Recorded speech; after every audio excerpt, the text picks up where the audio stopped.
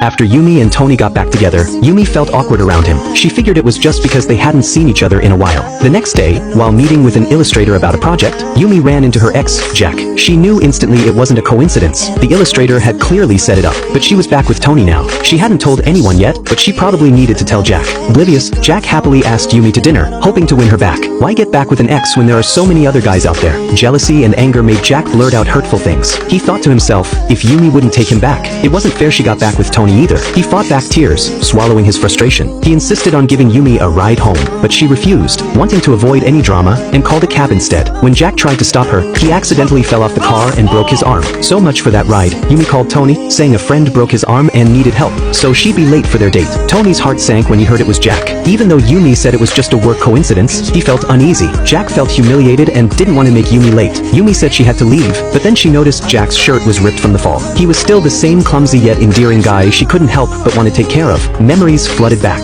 like when she was sick, and Jack rushed her to the hospital, even thoughtfully buying her clean clothes. She couldn't just leave him like this now. Heading out to buy him a new shirt, Yumi realized she'd forgotten her phone. Seeing this, Jack tried to take it to her, only to run straight into Tony. The atmosphere was icy between the rivals. Learning Yumi had left her phone behind, Tony simply reached out and took it. Jack, however, jumped to Yumi's defense. 유미는 그런 사람 아니니까.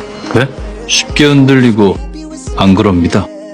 누구처럼. Tony shot back instantly. Jack was left speechless, called out by Tony for butting in. Since he couldn't win that argument, Jack compared their careers. He was a CEO of a listed company, while Tony was just a team leader at a food company. That hit a nerve. Tony was visibly uncomfortable. A silent war was brewing. Just then, Yumi rushed back. Without her phone, she couldn't buy the shirt. Tony then offered Jack his own jacket. But who'd want their rivals' clothes? They started arguing again. Yumi stopped them, telling Jack firmly to drop it. Watching Yumi and Tony walk away together, Jack felt utterly crushed. Later, on a date with Tony, Yumi deliberately wore their one-year anniversary couple ring. She'd recently noticed Tony still wore his ring. While he hadn't complained. Touched by his understanding, she put hers back on for this date, wanting a fresh start. But what she saw next made her feel like a fool. The sweet mood vanished instantly. Tony got up to order drinks. After a moment's thought, he came back, explaining he didn't want her to feel pressured. Yumi said it was fine, but inside, she was hurt. She quickly changed the subject, suggesting a picnic in the park for his birthday next week. Tony said he had a business trip then. Disappointment washed over Yumi. Since getting back together, things weren't the same. An unfamiliar, awkward distance had settled between them.